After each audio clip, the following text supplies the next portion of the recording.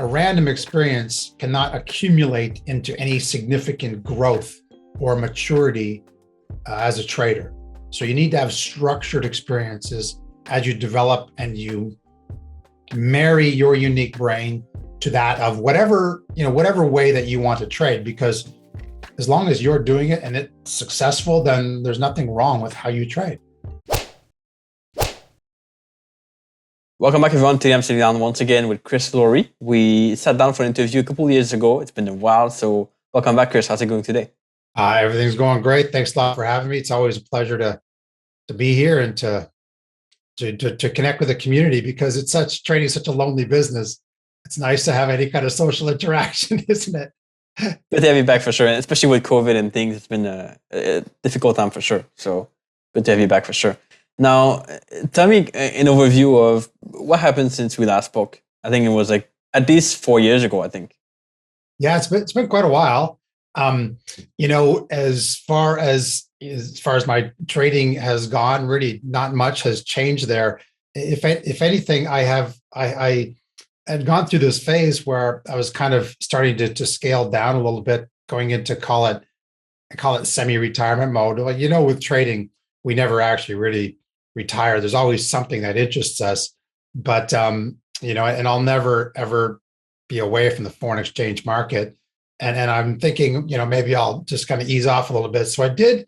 My trading frequency for the intraday trading model, because I have effectively three models: short-term intraday, open and close same day, then some swing trades, and then some long-term position trades that I manage.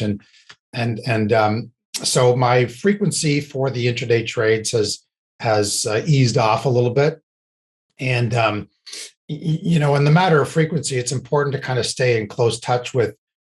What I'll do is to stay in close touch with the market is if I'm really kind of focusing on, for example, the crypto market has emerged, and that has really I've taken a strong interest in the crypto market, and I'm trading that very actively now. But so while I was building my competency in the crypto market, I was still intraday trading, but my trade frequency dropped off. So with my trade frequency for the short-term trades, and this is one point that I think is important to make, is that if, for example, based on the way I trade using just purely price behavior, and I trade the fractal nature of price behavior, so it's scalable. And if I identify, let's say, for example, 10 trades that might interest me, I'm usually only taking about 2 or 3 of those trades that interest me. And so that trade frequency has kind of changed. But the ones that I'm not taking, I'm usually engaged in exercises or still engaged in the market, so that I can really get a sense for where the market rhythm is at. So I'm never really completely disengaged, just as far as my live trade commitments were concerned. I just reduced that frequency. So that's really kind of where I've gone, but really interested and heavily engaged now in the crypto market, probably as far as the short-term and swing trades, because obviously in the crypto market, it's more difficult to trade short-term movements. So I'm probably about 60% crypto these days and 40% FX. Interesting. So one of the common themes in these interviews I've done with people that I've interviewed before, and I've seen them again recently, is that a lot of them went to cryptos. Maybe not like fully, but they kind of started to introduce cryptos fairly recently in their trading. So what made you decide to start crypto, and how do you look at cryptos? What do you trade exactly in cryptos? For anybody who's been around for any length of time, the foreign exchange market volatility has contracted. So, we used to see ranges of, in the early 2000s, we were seeing pound dollar ranges of 140 to 180 pips. Then it dropped off to 120-ish, and so the ranges in short-term volatility has dropped off, and that's going to affect your trade frequency. and also the trends because of the contracting interest rates, differentials. We've seen the trend. So the foreign exchange flows, which are largely driven by interest rate differentials, foreign exchange flows have really have really stabilized. So we're not seeing not any. You can't say that.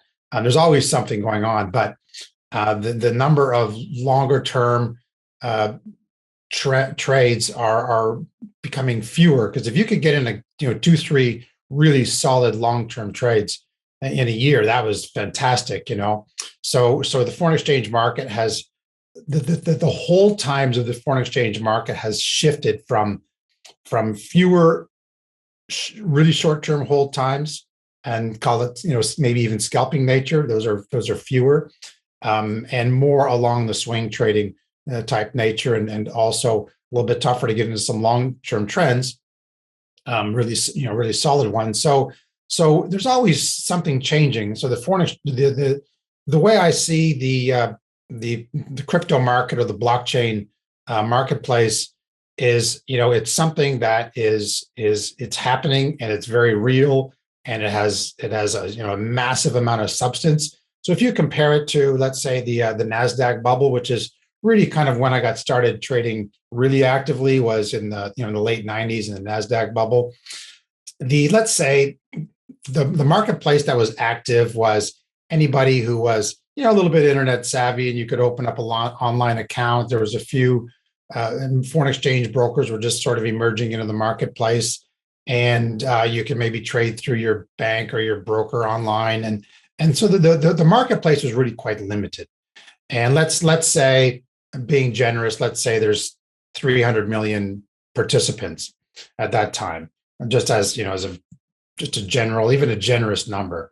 Well, the potential marketplace for blockchain and the assets available in blockchain, and the manner in which blockchain is going to impact us in terms of how we do business and the financial space, you're looking at 5-6 billion people are going to be transacting in the blockchain pace. Probably even almost every human alive that is of age that's capable is going to be using blockchain. So we're really not even, maybe even in the first inning of the crypto market space. And I just think it's just an enormous opportunity that you just cannot sit back and let it pass. So it also brings some excitement, and some nice change. It's very stimulating, and there's a lot to learn. So it's really an engaging marketplace, and I love it. And what I'm enjoying most of all is because of the way that I trade, using price behavior and market structure and the fractal nature of price. It really applies to the way that I trade crypto as well. So really, nothing has changed. It's just a matter of getting acquainted with the specific asset that you're trading, right? Just like anything else. So that's kind of what has changed in the last few years. What kind of time frames do you look at when you trade cryptos? Is it like the 5-minute chart or lower? Or are you scalping, or is it kind of more of a day trading, swing trading perspective? It's more swing trading. I will observe the behaviors on the smaller time frames to see if an asset is breaking down, or even building or accumulating. The challenge with short term trading can be the cost, and you've got to you don't really want to be entering any of these assets at market. You kind of want to be, if you want to get close to the market price, you pretty much got to put a limit order in there and be the market maker and not the market taker. You want to control how your positions enter the market. But my hold times are really anywhere from, depending if an asset really starts to move and it goes parabolic, then of course you want to be scaling out of that position. But I'm some of my assets I'm going to be holding for multiple months, and until a breakdown becomes apparent, and then of course I would withdraw a large percentage of it, and it's not as easy as spot FX in terms of taking short positions or liquidating some of your positions. the way that you have to move your assets. So just requires just a little bit more cumbersome, if you will. Interesting. Now, I know we discussed this last time, but could you explain people what kind of trading style you're following and what kind of things you're looking at in the market? My trading approach is purely price behavior. However, in the foreign exchange market, for positions with long hold times, so anywhere from, let's say, anything more than a week or so, then I'm of course considering fundamentals. So the spectrum is short term short-term trades is purely price behavior. Of course, it's really important to understand what sentiment is driving the market, what sort of flows are occurring, looking at multiple asset classes to identify some of the correlations in some of the asset flow to determine whether or not the position you're taking has support or not, or whether there's a bias or flows in your direction. But all of the trading decisions are truly based on technical. But the longer the time horizon or the planned hold time or speculated hold time, then of course I am involving some fundamentals as well. So I'm trading just purely price behavior and price relationships. So there's a certain market structure that I look at, and then of course there's about, let's say 15 or 17 types of very, very specific price behaviors that I observe and have a high level of acquaintance. And a lot of it is how does price move, and specifically why price moves, because volatility is a function of available liquidity. So I'm looking at that price behavior as it relates to the available liquidity in the market and how it's moving and finding liquidity. And so my trading decisions are based purely on price. So if I'm to look at a price behavior on a 5-minute chart for a short-term intraday trade, then I'm really kind of looking at, if I'm looking for a swing trade, I'm really looking at the same type of price behavior, but on a longer time frame. And that's the fractal nature of the market. So a behavior that plays out over a period of 30 minutes can be this exact same type of behavior that plays out over a course of 3 days. It's the fractal nature of the market, which is patterns of self-similarity on an ending continuum. Yes, you do talk a lot about the importance of psychology and the mindset also in trading. What are some of the common themes that you see people come up over and over again in terms of psychology that they do wrong, and how do you help people with that? I believe that every individual has taken a path of having a low level of competency at something to becoming an expert. Okay. And that process and those characteristics, they may be something that's in alignment with some of your natural skills, or it may not be, right? Because some people choose a path where they have an interest in something, but they may not be naturally skilled at implementing or engaging in a process to become, call it, highly proficient in that area. Whereas some people move down a path where they are highly gifted, naturally gifted, highly skilled, and they also have an interest in that path. So in trading, you're going to have usually people engage in trading because they have a strong level of interest in it. Now, every individual possesses their own natural gifts. And so ideally what you want to accomplish as a trader is not try to take something that somebody told you in a chat room and force it into your brain and try to apply it. You want to engage in a process that ultimately merges your natural, unique skill set, the unique way in which your brain works to that of market behavior. So you want to engage in a process that really brings those two together, because that is where you're going to be in a position of optimizing the unique workings of your brain and how you think, and that of market structure. Okay, so this way you're getting both. Uh, but it's got to be a process. It's got to be a process. So, like what I do with traders is we will learn a multitude of very specific price behaviors, and then we will set them to task to exploring those price behaviors. And it has to be a process where when you engage in understanding the price behavior, you are emotionally, your unique brain is emotionally and uniquely engaged with the price behavior. So because the idea is to build a relationship with that price behavior, which is ultimately market structure, right? And what it is that you extract from that experience is because of the unique way that your brain works. So you're slowly becoming acquainted with the market and building that relationship with the market.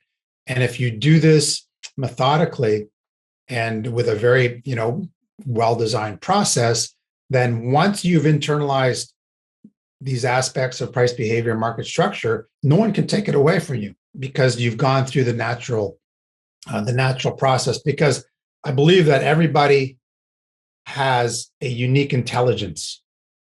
And I think, someone will say, they'll refer to somebody as smart. Well, you're only smart at what you're smart at. So don't try to be smart at something that you're not smart at. Try to take the uniqueness of your brain and marry it to that of the task that you're trying to execute. Like when I was in sport, every individual, every other driver on the World Cup circuit would stand at the top of the hill with a very unique plan, drawing on the strengths of their skill set. And it's the same that where people work and in your trading. You want to draw on the strengths of your skill set. This thing about working on my weaknesses. No, you want to optimize your strengths. Yes, you have to manage your weaknesses, but you want to optimize your strengths. So one of the things that I think is that people tend to underestimate is the confidence in themselves. So you are your own greatest secret weapon. Your understanding of yourself is your own greatest secret weapon. So, and what happens is traders, they tend to lack confidence because the market can really beat you up. And I want to say that no matter what level you're at in trading, you never arrive. You just don't ever arrive. So if you think the day of arrival is the day that you're going to become a successful trader, it's not going to happen. Okay. Just like you're trying to get in at the bottom and out at the top at every trade, that's not going to happen either. Right. You're going to have the one here and there that makes you think it's achievable every time. It's just not. This is something that you have to really conclude that it's not resolvable. and I think traders struggle with that. But what I find is that a lot of traders, they'll be like right on the right path. They're moving towards that ultimate point. What you want to achieve is independent thought. Like when you get in front of the charts, you say, you know what? I understand this to such an extent, I don't need anybody to validate it. And when you become an independent thinker, that's when you've arrived in terms of your independence as a trader, and you're actually going to see your performance start to go through the roof. And then you start peeling away a lot of these things that because a lot of traders, when you're developing, they think that everybody else is smarter than they are and somebody else has this edge. And you want to know what your edge is? Your edge is your understanding of yourself. And as it pertains to trading, the process that you went through to achieve that to the highest degree. And that's, again, it's something that's never going to end because the market will continue to beat you up. Just as you mature as a trader, it just happens less frequently. How do you know what your strengths are, especially in terms of trading? Like, how do you know what your brain is good at? So, what I like to do, that's a great question. I think that the process helps you to sort that out. So what I do with traders is, let's say that we're looking to learn more intimately a specific certain price relationships, we call them. Then what we do is as you're in the process, it's not just a matter of like scrolling through historical charts and getting historical data and back testing. And you really need to be in front of the charts live and try to try to really gain that relationship with price. But it's not just studying the price and saying, oh yeah, I know that price behavior, let's move on to the next thing. So let's say you're looking at a specific price behavior and you're wanting to know, like, when would I execute a trade and how would I manage a trade in this scenario?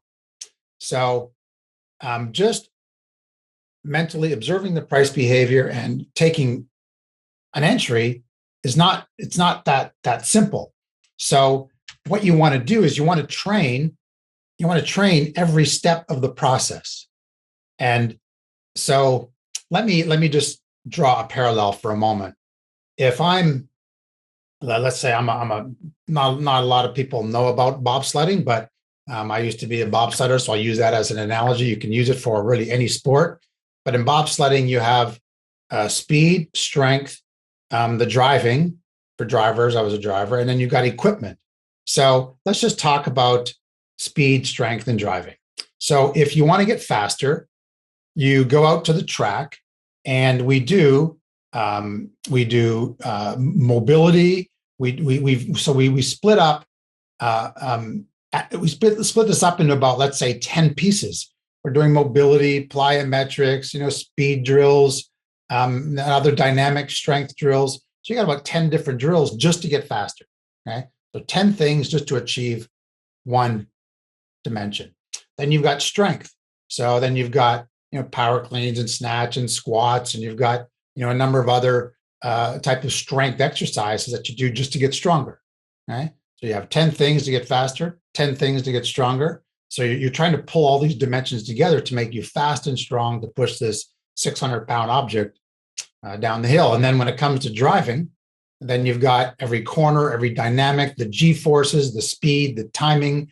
So you have to work on each one independently to put together the whole, right? And then, of course, you got the equipment. That's a whole other story. But as it pertains to trading, it's just not a matter of if you see A, B, and C, you enter. Because, for example, the way that I take entries is I'm taking entries based on a very specific type of price behavior. And that little price behavior is just one part of the whole scenario that's playing out. So if you're used to chasing price, for example, if you see price starting to run and you're used to just, I got to get in, FOMO, and that's just because you are naturally feel the impulse to take this type of action, which is very normal. And there's nothing not normal about that. And then everybody has done it.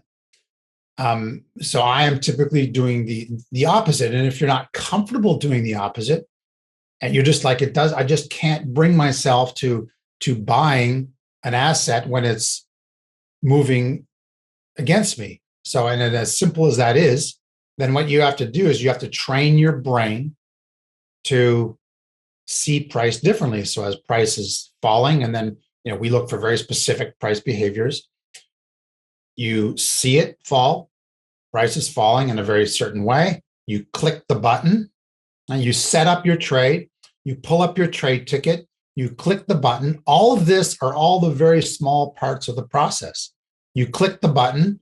Then you see the result, and then you start to configure a trade management scenario around the trade. So all of these steps are process, and they need to be exercised to the extent that you become so familiar with it that it becomes second nature to you. It becomes a natural part. You internalize your relationship with price and all of the mechanics in making the trade.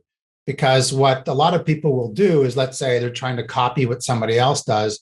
Once they click that button and get into a trade, there's this huge gap of the unknown that exists. And they're like, now what do I do? I got myself into this trade. Now, because somebody told me to get into it, or I'm, following a 1, 2, 3 that somebody told me. Now I have no idea. I have no relationship with price. No idea what to do with this trade. So then it becomes a random experience, and a random experience cannot accumulate into any significant growth or maturity as a trader. So you need to have structured experiences as you develop, and you marry your unique brain to that of whatever way that you want to trade. Because as long as you're doing it and it's successful, then there's nothing wrong with how you trade. Some people are price action guys, some are fundamentals, some are mathematical models. I mean, you name it, it exists, right? And there's nothing wrong with any of them if it works for you, and if you've gone through the process of becoming highly familiar and competent in that area. Yeah, you see this with people who've been trading for several years, where once they enter a trade, they kind of know how the price behaves. They know when price change, what to expect from it, and they kind of know all these subtleties about the market that newbies don't learn. Even though they could have the same strategy, the same thing, but they don't know the kind of the specifics of it and how price moves. Are there any ways you can learn this faster than just waiting many years from kind of trading experience, or can you hack your way into it, or you have to wait and spend years mastering it? I think what's important is that's an important question, because everybody comes into the marketplace, and I refer to as the exploratory phase, which is a necessary phase, because you kind of got to figure out how your brain works as it pertains to the market. So they'll go into chat rooms and forums, and they'll look at indicators and price actions, and so they'll slowly enrich their understanding of the various dimensions of the marketplace, and so eventually you're gonna focus on something. But the only real way to accelerate this is, if you, whatever it is that you gravitate toward, then find somebody in the marketplace who's competent in that area, who has really sifted through all of the stuff that's like unimportant, and just brings forward to you the things that are important. So it's like, we've already gone through the process of understanding that this exists, it's real. But now it's your job to become intimate with this approach, or this manner of using indicators or price behavior, whatever it might be.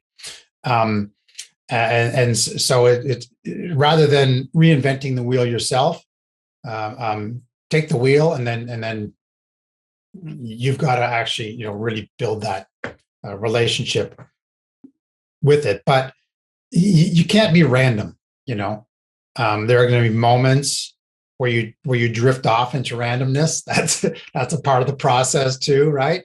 That's just how trading goes. We're always kind of sometimes drifting off into randomness because we think we might have seen something. So this is, I think this is very important, because I have a lot of conversations with traders about this, is that because trading is such a lonely business, and people want to be in chat rooms to engage, and every personality is different. I think chat rooms are maybe not the most productive place, but maybe it is for a phase in your development. But a conversation that I have is, traders will often get to a threshold, call it, where they call into question something about their trading or trading process. And it's important for them to have a conversation with somebody who's experienced, just to basically say, what you're going through, you're not alone in your thinking. So what you are thinking or what you're experiencing is not unique. It doesn't mean there's anything wrong with you, because this is where our So it's important for them to for someone to just say to them, I find myself in these conversations where you're not alone. This is just a threshold that you have to get through. And as long as they understand that, then they can get back to business, right? And I think that pretty much every trader arrives at these points, at least once or several times in their development. What are your thoughts on journaling? Maybe not journaling your trades because that's like everyone talks about this, but how about journaling what you see in the market and what you learn from the market? Yes, because it's like anything in life. What you see today when it's new and fresh and kind of interesting and it's captivating, that is usually only the tip of the iceberg. So you need to go through the process of, you take a screenshot, you make some notes. Is it consistent with what you've been studying? And does it is it make sense in relation to what you've been studying? And so just by going through that process, it internalizes what you're seeing and experiencing and feeling. And once you understand that price behavior, then you are then prepared to get into detail everything that is underneath it. So I liken it to, if you've ever set a goal and gone through the process. So when you set a goal, you're looking way up here. It's like, now I need to just build everything and work through the process of achieving that goal. And once you get there, the time that you set the goal is the only thing that exists, right? Then you go through all these experiences, you achieve the goal. Now that you've achieved the goal, there's a whole new world open to you because you've arrived at a new place. The same thing with trading.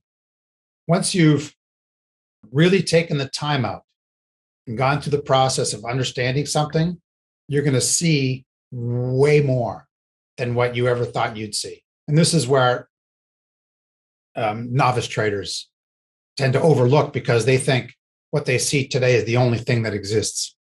That's a really good point. So you might see like a specific pattern in chart, but it's much more complex in reality. Interesting. Yes. Yeah. Are there any things we didn't talk about, or do you have any tips for beginners who want to get familiar with the market? They want to be able to learn these patterns in the market. They want to be able to master them as fast as possible.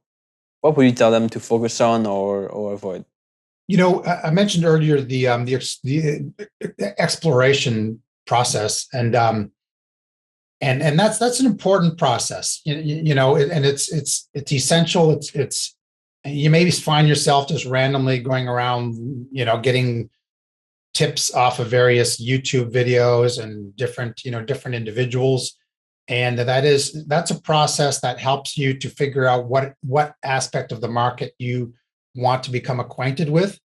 And so, but once you've decided on a specific area of study, then you've really got to commit to engaging in the process, and you can't take any shortcuts. And it's very important to keep in mind that your goal really here is to become an independent thinker. And that's the point at which your trading is going to go through the roof. So I always say, I've got this pro traders club, and I always say, we are simply a medium through which you are going to pass on your way to becoming a successful trader. We're not the stopping point. You're going to come into the environment, acquire information, develop your skills, if this is an area that you have an aptitude for, and pass through, and then you're going to become your own unique trader. And it's important to kind of to see this as the means to the end. Yeah, and this is something I have a bit of a problem with. So you have some of these courses or programs that have these specific tools they want you to use, and then you never really become independent because you got to use their tool to be able to succeed and trade well. So I much prefer the way of becoming independent, kind of building your own thing, creating your own strategy, your own style. But then a lot of people are drawn to these tools, these meters, these scanners or something that they have to follow to be able to trade well. Yes. I trade just pure price, and it doesn't hurt if you have, this is a quirky thing I think is really important, but I try to create your user interface is very important because for me, I think the fewer the clicks, the better. The fewer times you have to click something, move something, prepare your trade, to manage your trade, the more efficient you can create your user interface is important because every time you click that button it sucks a little bit more of your concentration and your attention. So I like to keep it nice and clean. And I think that's just a quirky little thing of mine that I think is important and we never really hear it talked about. But Good point. Good point. What would you tell people who want to move from having a ton of indicators and tools to only going with price? Maybe they already sold on price action, they want to jump into it, but they don't know how to simplify what they've learned so far to go into price action. I think what happens is because I used to use some what I refer to as secondary tools, call it Fibonacci numbers, for example. I mean, now I've seen so many Fibonacci that I know where the levels are without even pulling up the tool. but I think, and I'm only really speaking to price behavior at this point, and it can apply to anything. But I used to use some secondary tools, but what you find with the deeper you get into price behavior and the higher your level of competency and the more intimate you become with price behavior, the more you tend to peel off secondary tools because you find that there's so much confirmation and validation of the price relationships you see that you place less weight on the secondary tools. And that and like I say, this is just price behavior, and that the same can apply to whatever other tools you use, that you become really focused on where the probabilities tend to play out the best and focus on those areas and start peeling away that which you no longer find useful.